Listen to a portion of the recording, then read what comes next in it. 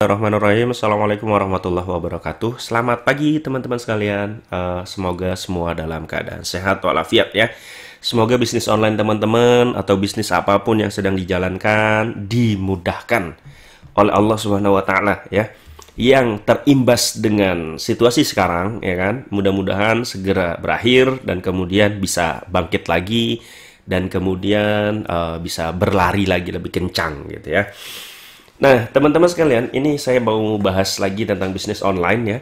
Tentang bisnis online yang menggunakan Facebook Ads atau Facebook Advertising gitu ya. Nah, kalau teman-teman yang memang baru nemuin channel ini, ya selamat datang. Dan jangan lupa ini ada beberapa video yang sudah saya buat. Sini ada totalnya ada 8 gitu ya. Dan sekali lagi, saya kalau buat video itu saya jelaskan dengan cukup rinci. Sehingga di sini tidak hanya 4 menit, 5 menit, tidak. Tapi sampai 20 menit ke atas. Dan kalau teman-teman dengerin satu-satu ya kan. Ini dengerin satu sampai selesai, sampai khatam. Nah, insya Allah akan ada ilmu yang bermanfaat didapatkan. Caranya adalah tonton sampai selesai ya, tanpa skip. Kalau iklan boleh di skip. Iklan di skip saja nggak apa-apa gitu ya. Tapi kalau videonya jangan di skip agar pemahaman yang teman-teman dapatkan bisa full. Ya, caranya misalkan hari ini mau dengerin satu video, maka siapkan waktunya. Oh, ini 24 menit. Oke, siapkan waktunya, duduk, buat kopi atau teh, kemudian tonton sampai selesai. Oke, itu aja ya. Jangan lupa subscribe. Nah, teman-teman sekalian, kemarin ada yang nanya ke saya gitu ya. Nanyanya itu, Bang, apakah bisnis online harus COD gitu ya? Bisa nggak kalau sistem transfer dulu? Nah, ini ada pertanyaan yang menarik ya dari seorang yang kemarin menghubungi saya via Telegram. Jadi teman-teman bisa lihat di description box, kemudian lihat di sana ada beberapa link yang sudah saya cantumkan dan bisa bergabung di sana. Dia nanyanya gini, Bang, apakah bisnis online harus COD? Bisa nggak kalau transfer duluan? Oke, kita bahas. Yang satu, ya. Sekarang budayanya itu memang sudah harus COD ya. Harus COD. Ini budaya ya. Budaya atau tren yang memang setahun atau hampir 2 tahun belakangan itu orang-orang sudah menggunakan sistem COD. Ya, kenapa sih COD gitu ya? Kenapa sih COD? Biasanya konsumen, ya kan? Konsumen itu takut ketipu, ya kan? Konsumen takut tertipu. Sehingga dengan COD dia lebih aman. Baik. Kayaknya seperti inilah satu alasan penting kenapa COD itu kemudian muncul. Dulu ketika 2006 atau 2016 atau 2017 ya, saya mulai masuk ke bisnis online dengan Facebook Ads atau Facebook Advertising, itu saya masih pakai sistem transfer duluan. Sehingga enak, dengan modal kecil pun kita bisa berjalan. Dengan modal kecil, kita nggak perlu stok barang, kita bisa dropship atau bisa bekerja sama dengan supplier, lalu kita jual barangnya dan kita modalnya hanya diputar untuk iklan, ya, bukan untuk stok barang. Nah, itu dulu. Tapi memang dulu banyak konsumen itu yang tidak jadi beli, nggak banyak sih, misalkan mungkin ada 1, 2, atau di bawah 10% lah ya. Di bawah 10% itu rata-rata khawatir gitu ya. Takut tertipu nanti ketika sudah transfer barangnya nggak sampai. Sehingga muncullah sistem COD. Oke ya. Nah, COD ini sekarang sudah menjadi keharusan kalau menurut saya ya. Walaupun saya bisa pastikan kalau transfer duluan bisa nggak Bang? Bisa pasti. Pasti bisa, tapi tidak akan sekencang COD. Oke. Orang-orang konsumen ketika disodori iklan sekian banyak setiap hari, dia buka Facebook gitu kan. Kemudian dia buka iklan, di iklannya itu setiap hari itu pakai sistem COD, ya maka harus COD. Misalkan kayak ini nih, tuh bisa COD. Kalau kita lihat iklan ke bawah lagi, pasti nanti bisa COD. Nah, ini yang di sini juga di sebelah sini. Ini bisa COD gitu kan. Nah, yang ini juga misalkan bisa COD gitu. Dan seterusnya lah gitu. Jadi memang sekarang tuh sudah masanya memang harus COD. Kalaupun teman-teman tetap berusaha pakai cara transfer, pasti satu gitu ya. Kalau pakai cara transfer, mau tetap cara transfer, pasti yang pertama apa? tidak sekencang kalau COD, itu udah jelas. Yang kedua, pasti butuh kerja lebih keras. Kenapa? Ya karena harus meyakinkan konsumen dong. Mungkin dia masuk hari ini, ketika kita bilang transfer dulu ya kak, dia akan mikir, nggak bisa COD ya? Wah nggak bisa kak, soalnya kita gini ya. Kita harus menyiapkan alasan-alasan yang benar-benar kuat sehingga dia kemudian mau transfer. Ya, nah, oke, itulah intinya teman-teman. Kalau mau bisnis online sekarang, teman-teman harus COD. Nah, COD itu bisa dilakukan dengan berbagai macam ya. Bisa menggunakan Shopee, ya kan? Bisa menggunakan kurir SAP, terus si cepat, JNE juga sekarang udah bisa. JNE udah bisa pakai order online kalau tidak salah. Ya, dan menurut saya JNE ini cukup lambat gitu ya. Jujur saja JNE ini cukup lambat. Padahal dia adalah leading kan. Dia tuh leader karena sudah lama gitu. Tapi JNE ini cukup telat gitu untuk masuk ke COD. Padahal kurir-kurir yang lain itu sudah mulai duluan ya. Shopee, SAP, ini Shopee ini pakai JNT ya.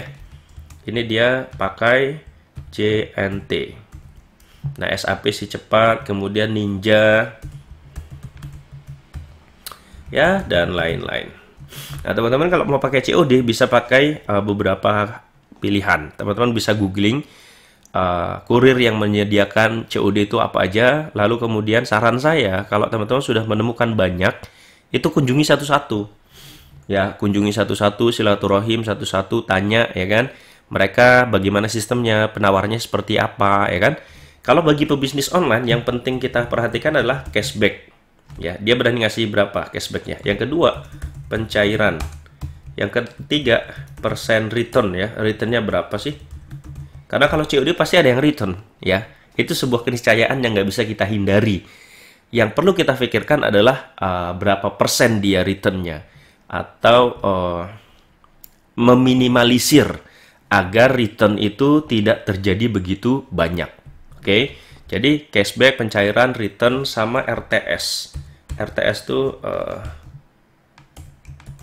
biaya RTS.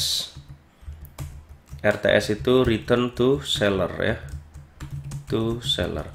Nah, jadi setiap kurir yang menyediakan COD pasti ini beberapa hal yang harus kita perhatikan. Cashbacknya dia ngasih berapa gitu ya. Apalagi pemain-pemain besar ya kan. Misalkan seller besar itu per bulan bisa ya, bisa 200 ya kan, bisa ratusan juta lah intinya gitu ya. Ratusan juta ongkirnya.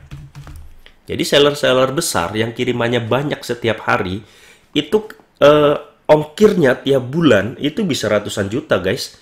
Misalkan saya gitu ya, saya itu satu bulan ongkirnya bisa 200 atau 300, itu paling sedikit ya ongkirnya doang. Jadi kalau teman-teman punya ongkir sebanyak itu dan kurirnya nggak berani ngasih cashback gede, mendingan cari yang lain yang bisa ngasih cashback lebih besar. Ya iya dong, kita kan ngasih pasar ke dia, ngasih paket cukup banyak. Ya kalau bisa kasih cashback kita jangan terlalu kecil gitu loh, agar kita sama-sama punya benefit gitu ya kan. Nah, cashback itu penting loh teman-teman. Bayangin aja, kalau misalkan dapat cashbacknya, ya kan, misalkan dapat cashback setiap bulan bisa, misalkan anggap aja bisa 40 juta gitu ya, dari cashback doang, ini kan 40 juta bisa dipakai untuk bayar gaji karyawan kita gitu loh. Kalau kita bisa dapat cashback cukup besar. Nah, kalau cashbacknya cukup kecil ya kita agak repot juga gitu. Ya. Kemudian yang kedua itu pencairan harus diperhatikan. Kenapa pencairan itu penting? Ya karena gini teman-teman. Kita kan bisnis. Bisnis itu butuh cash flow ya. Cash flow itu kan tiap hari ya, maksudnya gitu. Kita butuh cash flow, butuh uang, ya kan? Kita sebagai pebisnis online itu tiap hari kita butuh uang, bayar iklannya, kemudian stok barangnya gitu loh. Nah, kalau misalkan pencairannya saja telat gitu ya, misalkan pencairannya 2 minggu sekali, nah ya repot teman-teman. Repotnya adalah kita selama 2 minggu nggak dapat pemasukan gitu. Maka carilah yang bisa pencairannya itu secepat mungkin.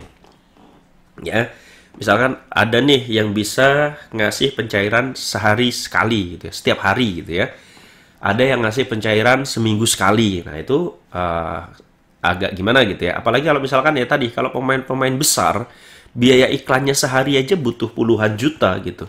Sehingga dia butuh cash flow yang lancar gitu. Nggak bisa dia misalkan pencairannya sebulan sekali ya. Wah, udah tinggalin gitu ya. Carilah yang bisa pencairannya dalam waktu cepat. Karena kita butuh cash flow. Cash flow itu harus sehat ya. Cash flow harus sehat. Yaitu tadi operasional kita kan gede. Biaya iklan, kemudian stok barang, kemudian belum lagi stok bubble wrap, kemudian selotip dan seterusnya itu kan terus keluar tiap hari. Maka kita butuh cash flow. Nah, kemudian cari juga yang returnnya rendah ya. Cari yang returnnya rendah. Nah, bagaimana cara mencarinya? Teman-teman bisa googling. Misalkan teman-teman mau coba SAP nih, cari saja di Google, ya kan, pengalaman menggunakan SAP gitu kan, review jujur SAP dan seterusnya, ya kan. Beruntungnya kalau misalkan teman-teman punya kenalan pebisnis online yang memang sudah pakai kurir tertentu, sehingga kita bisa nanya pengalaman dia gitu loh. Makanya komunitas ini menjadi sangat penting, ya. Returnnya kalau bisa cari yang rendah. Kemudian yang harus diperhatikan juga adalah RTS. RTS itu adalah biaya return to seller. Teman-teman, di perjalanan atau di lapangan itu ada-ada saja gitu ya yang terjadi. Misalkan kurir udah nganter ke alamat, ternyata alamatnya kosong, orangnya lagi keluar kota gitu kan. Kemudian diantar kedua, kosong lagi, belum balik dari luar kota.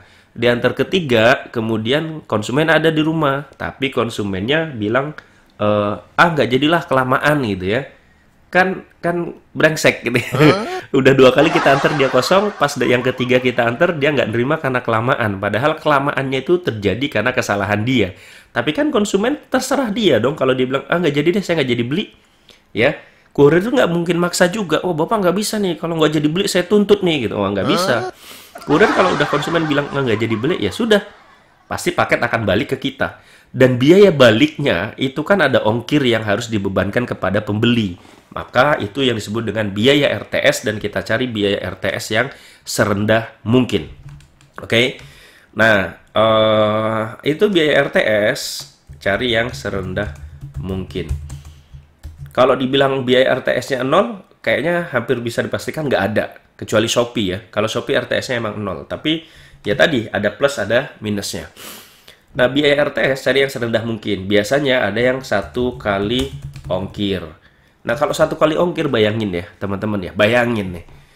Teman-teman ngirim dari toko kita, dari tempat kita ke, misalkan ke Sumatera 50.000 gitu ya. Kita udah bayar ongkir 50.000 pas dikirim ke sana. Pas nyampe sana, nggak jadi.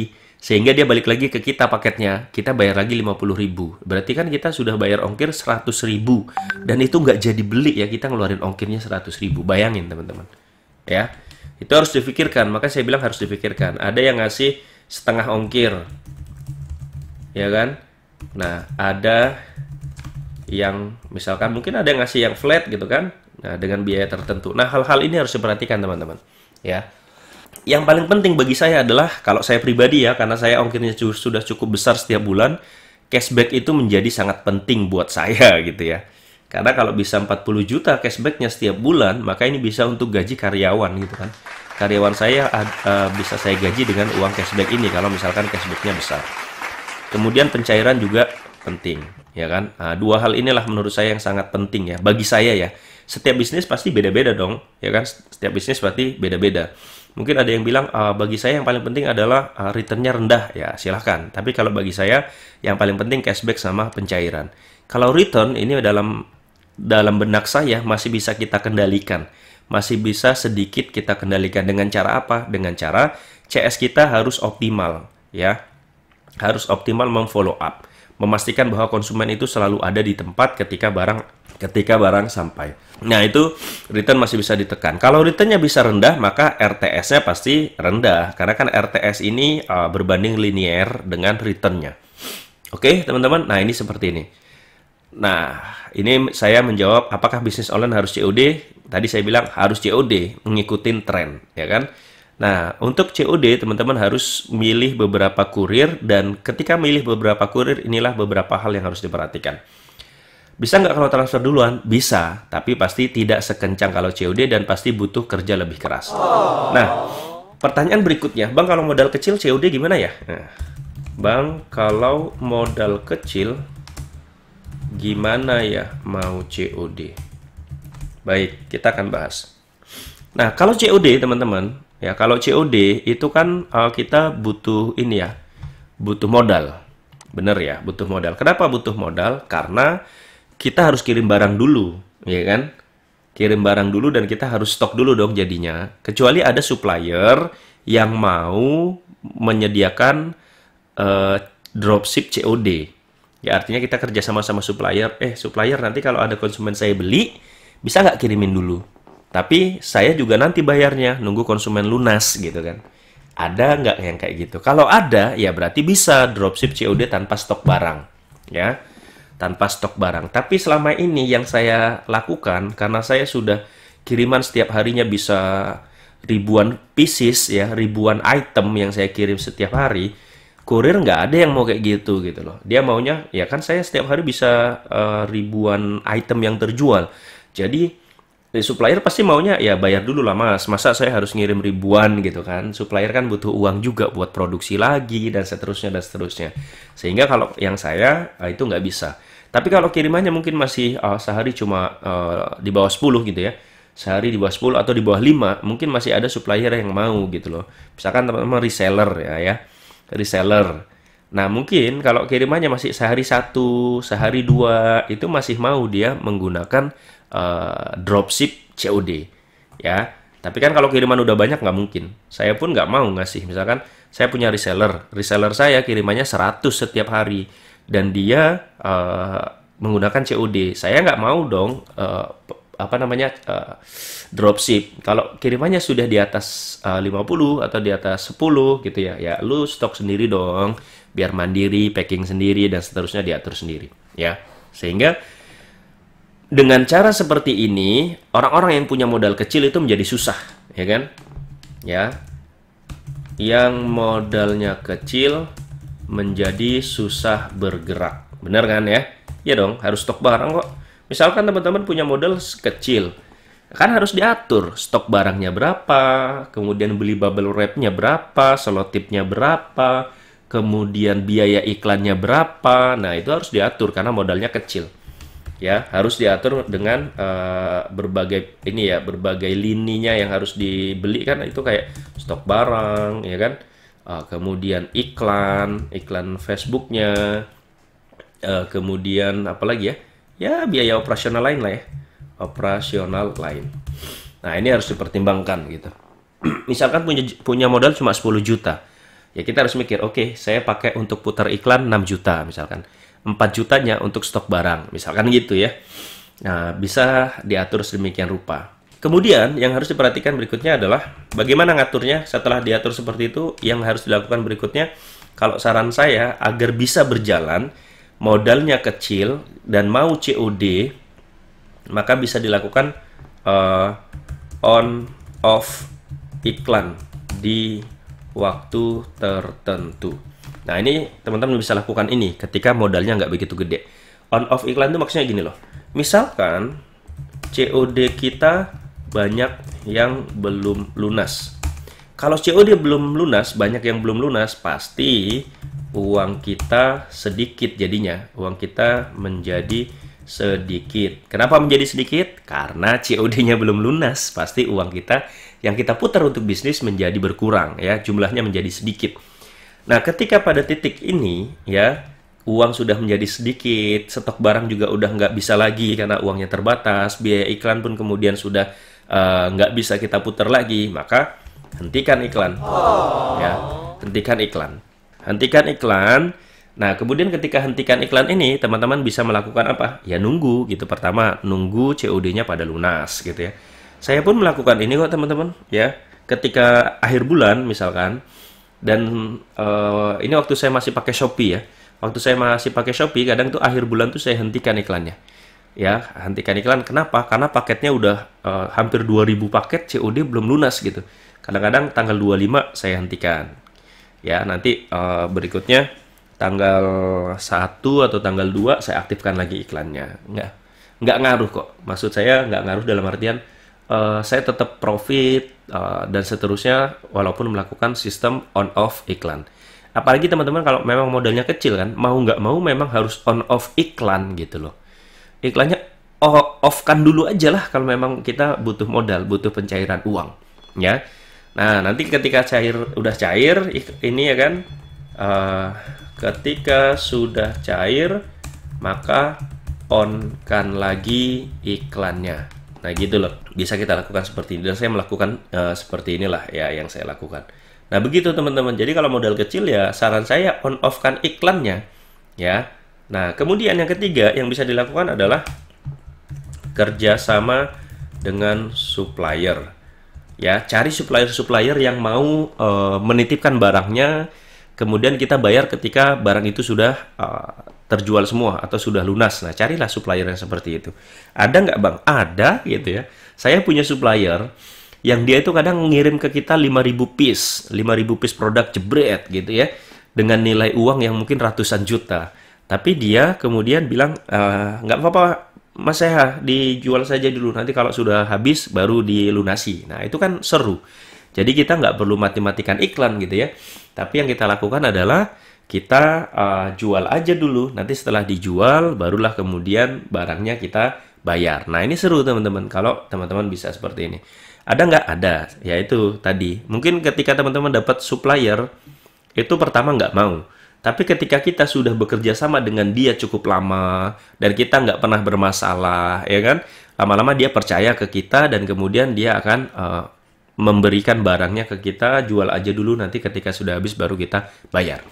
Nah, hal-hal ini teman-teman, kalau teman-teman bisa lakukan, walaupun modalnya kecil, itu lama-lama pasti teman-teman tetap jalan bisnisnya, kemudian lama-lama modal jadi besar gitu loh. Ini kan ketika modal kecil ya, teman-teman lakukan ini. Ya, nanti mungkin beberapa bulan berikutnya modal menjadi lebih besar. Nah, sehingga mudah bergerak. Nah, ini penting. Ketika masih kecil ya kita harus menyesuaikan dengan budget yang kita punya. Tapi lama-lama mungkin bulan pertama seperti ini, bulan kedua ternyata profitnya ada, kita putar lagi ya kan. Yang harus diingat teman-teman, jangan kalap dulu lah. Ya, jangan kalap. Kalap dalam artian gini, bulan pertama ini, profitnya banyak nih. Udahlah, ambil profitnya terus belanja. Nah, kalau ini yang dilakukan, maka teman-teman bisnisnya nggak akan besar-besar. Ya, karena ketika ada keuntungan, langsung dihabiskan untuk belanja sesuatu, ya kan? Beli mobil, beli motor, misalkan gitu ya. Atau beli apa gitu ya. Nanti dulu lah, tetap hidup dengan kesederhanaan, tetap hidup dengan hemat gitu. Sehingga teman-teman bisa mengumpulkan uang lebih banyak dan bisnisnya bisa bergerak lebih leluasa ketika uang kita sudah jauh lebih besar dibandingkan sebelumnya gitu. Ya.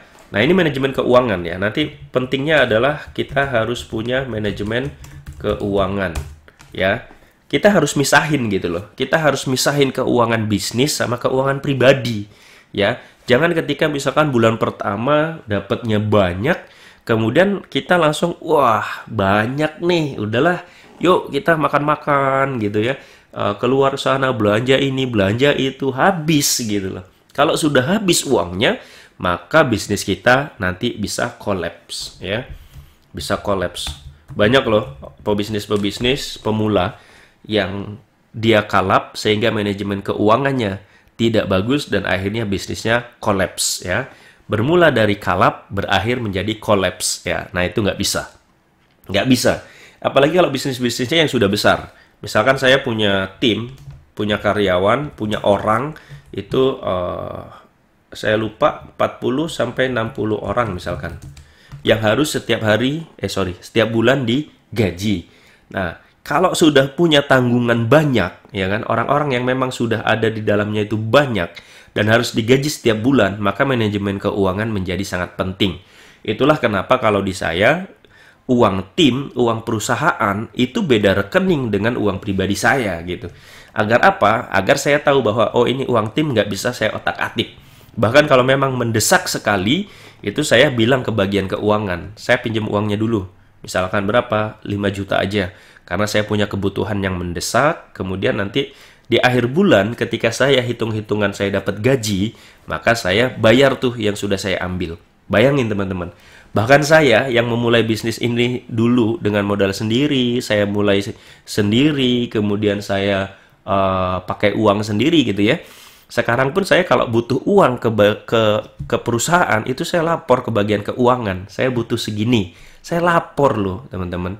Saya butuh segini, saya harus pakai segini, dan saya bayar gitu. Tiap bulan saya bayar, saya harus lunasin. Jadi saya nggak seenaknya pakai uang perusahaan gitu, teman-teman. Karena uang perusahaan ini harus saya putar, harus saya olah agar bisa langgeng dan berjalan terus-menerus. Kalau bisa 10 tahun, 20 tahun, bahkan kalau bisa sampai anak-anak saya besar, usaha ini tetap ada dan sudah berekspansi kemana-mana, misalkan ke beberapa lini bisnis, kan menjadi seru, ya. Nah, itu yang ingin saya sampaikan pada hari ini, teman-teman, ya, berangkat dari pertanyaan tentang ini, apakah bisnis online harus COD? Bisa nggak kalau transfer dulu? Saya jelaskan tadi, harus COD menurut saya, ya, agar kita bisnisnya bisa bergerak lebih cepat.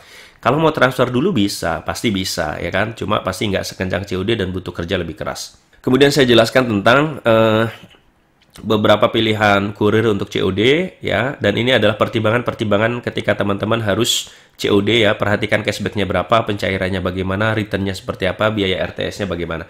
Oh ya, satu lagi, ya kan, saya ingat, saya kalau buat video memang nggak pakai skrip, ya. Jadi ya ini kadang-kadang muncul apa namanya, muncul ide lagi, ya. Yang harus diperhatikan adalah ininya adalah after sales. After sales ini misalkan setelah kita bekerja sama dengan kurir tertentu, kita pasti nanti di tengah jalan ada kendala-kendala. Nah, kita lihat bagaimana penanganannya setelah penanganan kendala. Nah, penanganan kendala mereka itu seperti apa? Bagus atau enggak gitu? Fast respon atau tidak gitu? Kalau memang ternyata after sales-nya jelek, ya tinggalin, ya. Apalagi nggak ada after sales-nya. Misalkan nih, misal pakai Shopee gitu ya. Pakai Shopee kita kan nggak ada after sales-nya. Kita sudah kirim gitu kan, pakai Shopee, tiba-tiba barang return, ya. Tidak ada pemberitahuan, misalkan kalau yang lain mungkin ada pemberitahuan, ya. Misalkan gini. Mas, ini paket dengan nomor resi ini sudah diantar tapi orangnya nggak ada gitu. Bagaimana nih paketnya? Mau di hold dulu atau return atau seperti apa gitu? Atau dijadwalkan ulang misalkan gitu. Nah, hal-hal seperti ini penting gitu agar returnnya rendah. Nah, inilah yang disebut dengan after sales, ya. Nah, kalau ada after sales yang bagus, ya pakai yang itu, ya. Terutama untuk menekan return. After sales ini kan berguna untuk menekan return, ya kan? Nah, seperti itu teman-teman. Lalu saya tadi juga jelaskan kalau modal kecil gimana ya sistem COD-nya, ya.